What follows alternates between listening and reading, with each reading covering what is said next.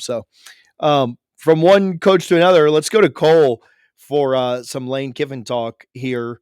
Hey, we've got really good numbers today. I understand that a lot of you are here to hear about both Norvell and Lane Kiffin because those are two of the hotter stories. If you do us the favor of subscribing, we actually talk about all the big college football stories and then we preview all the games and break them all down too. So do us a favor and hit the subscribe button. We appreciate all those in the comments in the chat. But Cole, on to Lane Kiffin. You had a great analogy, or not analogy, but you said a great point. And it was posted on social. Tom and I both shared it. But I'd love for you to make that point and then us to talk more about the Lane Kiffin situation. So Lane currently is going to probably Waffle House. That's where he's going next. That's going to be his next stop. And then maybe he'll go get another massage and then he'll go do hot yoga. That's where he's going next. Now, as for where he goes long term, nobody has any idea. But I said this last night, and if you want to go check me out at Mr. Cole Thompson, I find it baffling that we're watching midway through the third quarter, Tennessee, a school he used to coach at, destroy Florida. I mean, put belt to ass, quite literally, nonstop, in the swamp for the first time in 2 decades.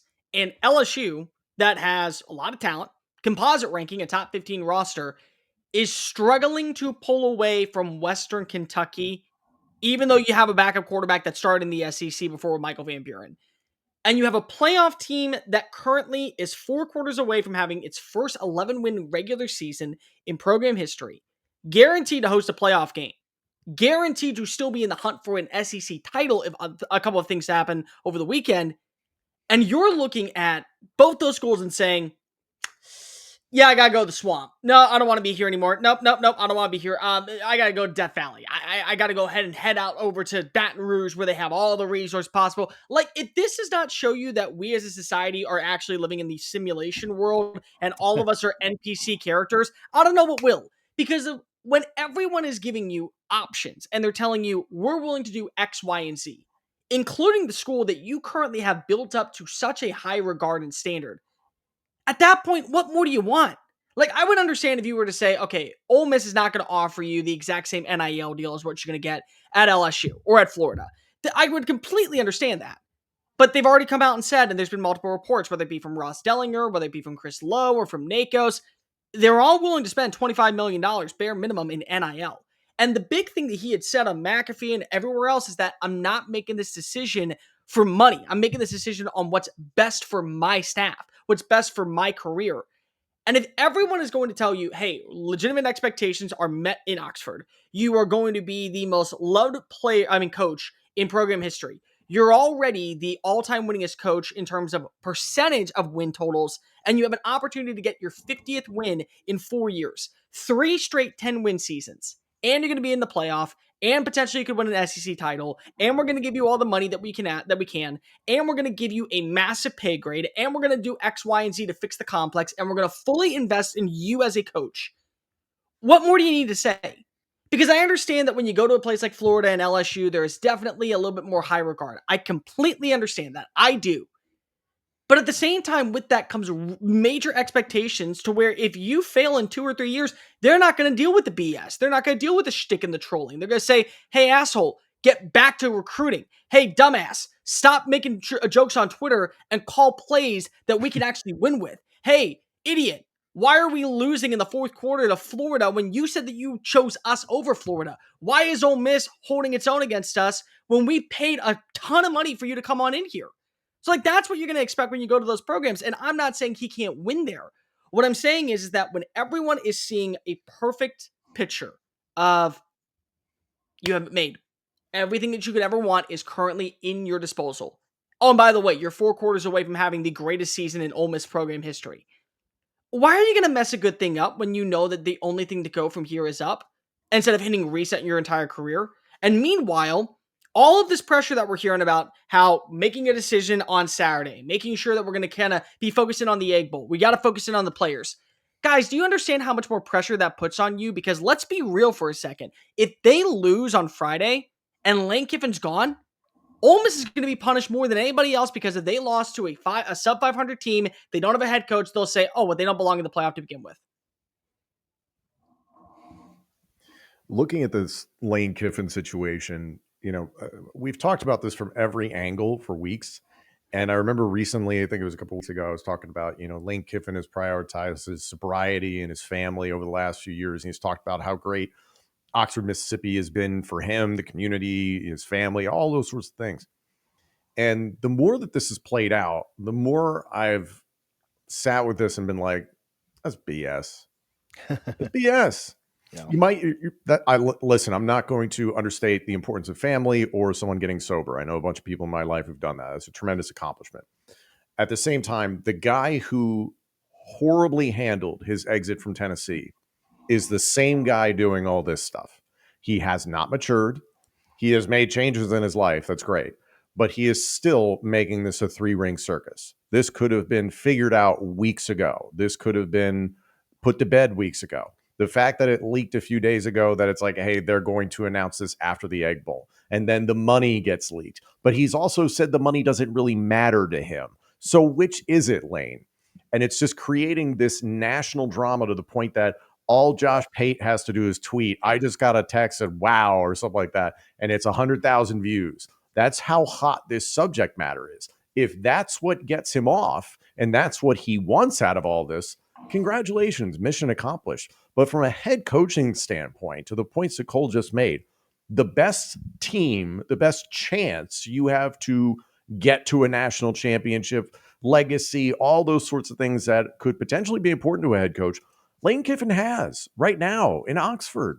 If you go to LSU, it's going to take a few years to get yourself right unless you just crush the transfer portal in the next year and a half, right? This Florida team, are you going to make DJ Lagway from Anthony Richardson all of a sudden into, I don't know, what, a Deshaun Watson type quarterback from the days of Clemson, that is? I don't see him turning around either of those programs overnight. And let's also not forget that the hallmark of Lane Kiffin teams is they don't play any damn defense. They give up a ton of points. So it's like, how many people in LSU are going to be cool with that? How many people in Florida are just be like, cool, as long as you put 40 on the board, we're going to love it. These are my continued issues with Lane Kiffin, is that he is just not matured from the child that he has always been when it comes to handling his career and hiding behind these elements of his family and variety of other things that he says are priorities. It's BS to me. And at the end of the day, I side with Cole. If you're in that Ole Miss locker room, you're saying like, well, who's going to be my coach in a week? I want to play in the playoff. I'm hoping that I can make it to the NFL. Like, I'm hoping all these big things for me and my teammates. And all anybody's talking about is Lane Kiffin going to go to LSU? Is Lane Kiffin going to go to Florida? Meanwhile, they're having the best season, one of the best seasons in school history, and it's marred. And it's all because Lane Kiffin has no idea what he's actually doing with his career. Hey, I'll get right back to the video, but first I do want to tell you about our friends over at Sleeper. Make sure that you are on the Sleeper app. We appreciate all of their support this football season. Use our code CFA for a 100% match up to $100. We will play the more or less game on Wednesday on the Power 2 live here on the channel. So make sure you're subscribed and don't miss it. Make sure that you've already deposited and you're already good to go. While you're doing holiday shopping for everybody else, make sure you're on the Sleeper app taking care of yourself too. Check their terms and conditions because terms of use do apply. But we appreciate Sleeper for their support. I wonder a little bit. No, go ahead. Well, I'm just going to say, I wonder a little bit, like, you just know that Lane is the one that's feeding this fire and, doing the interviews and, setting this announcement date like he's LeBron with the decision and things. Like, it just, I will, to Lane's credit, this would have been the biggest story if Lane had never fed the fire at all. Like, it would have been a huge story. And I don't really know, short of signing an extension, I don't know what he could have done to really curtail it. And if the only option was to sign an extension, but he doesn't want to sign an extension, he wants to go elsewhere, then like how, I don't really, like, to be somewhat fair to him, I don't know how he could have handled this in like a perfect way. And we've talked about that. There is no perfect way to handle this because once it starts to leak, people are going to assume until you basically either sign an extension or leave. Would the best thing for him to have done be to leave 3 weeks ago when this came out? I don't really think that's a great option. It would have brought in finality and a whole lot less views to the channel. But it would have at least quieted things. But this would have been loud either way. But to Tom's point, yeah, I mean, he loves the fact that it's not quiet. That's why he's announcing a decision. That's why he is doing it, all these interviews, and that's why he's, you know, uh, shifty with the media and the questions that come in. And Lane is the definition. And maybe we're all like this. And maybe if I was in his spot, I'd be doing the same thing. I mean, we all want our cake and want to eat it too, and that's what it feels like with Lane in this moment. And I don't ultimately know what ends up happening. It would shock me if he stayed. I don't think you set an announcement date to stay like this, but I don't know. This has been a crazy situation, so who knows? It's Lane, so anything and everything is on the table.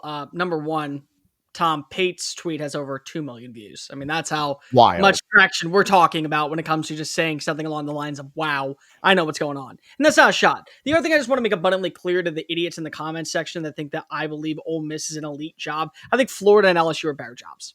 I think Ole Miss quietly has become one of the best jobs that nobody talks about. I think LSU is the best job in the country when run properly. I think Florida's a top 10 job. You're going to have no problems winning there. You're going to have no problems bringing in recruits there. You're going to have no problems being able to bring in exceptional talent that never would consider Ole Miss from a recruiting standpoint, 5-star galore, and also knowing his unorthodox style of being able to trust the transfer portal. He's going to land a name or two. What I'm looking at, though, is the somewhat overall ambiance of what is Ole Miss. You've changed Ole Miss for the better because of how you've been able to adapt and transform this team underneath your image, underneath your tutelage. But at the same time, Ole Miss has expectations that you are supposed to meet. You've been given I would say at least barrier, kind of like a bumper range, to be able to make a 8-4 season work and people not be coming for your throat. You go do that at LSU 2 years in. Year 3 is a crucial, pivotal year. You got to do it now or we're going to get rid of you. You do it at Florida, there will be people who said, I can't believe that we're spending money on this idiot. That's the nature of the business when you go to those schools. You got to be able to handle that. And I think Lane could. And I think Lane would have success at either school like he has success at Ole Miss. But do you want to deal with that extra added pressure? When your life is good, the resources are good, the commitment from everyone that we've seen in Ole Miss is wanting to double down. They see the identity long term, and everyone seems to be on the same page. But I agree with TJ. You don't set a date to make an announcement just to say I'm coming back. You set a date to let it be known that you're leaving. I mean, that's the thing. We don't know with Lane. He could pull the whole Wolf of Wall Street situation and just be like, I'm coming back. And what a reaction would get in Ole Miss. What a way that would be to go into the postseason, galvanizing the entire team. I think it's very unlikely because I do think he understands that what would be best for his players and program is to shut down all the noise. But at the same time, Lane's crazy. I don't mean that in a bad way. I like Lane. He's entertaining to me. Yeah. But like he also might think like, yeah, I'm going to use this as a recruiting tool. I'm going to use this as a way to hype my guys up going into the playoffs. Hey guys, I picked you. Let's go. I think that would be dumb. I don't think that that's the smartest thing to do. But I'm also like somewhat sensible, right? And I think that just quieting the noise would be what's smartest. But maybe Lane sees it as a situation where, maybe he doesn't know. Maybe he doesn't know, and the ultimatum stuff is real. And Ole Miss said, "Dog, we're saying something one way or the other." But I would be surprised, So there are paths to where I could wrap my head around like Lane announcing that he's staying, but they just don't seem very realistic to me. Or we hear that we hear of a job that hasn't opened yet that is about to open. And Kalen Bohr leaves for State College, Pennsylvania, and Lane Kiffin heads on down to Tuscaloosa, which is why you just need to set the plane there to begin with to troll people. Let's just see that happen. I'm here for that one. I'm here for both fan bases, or really all. I'm actually very much. That would be the Alabama funniest outlook in my opinion. Of course it would. And Lane was my first pick.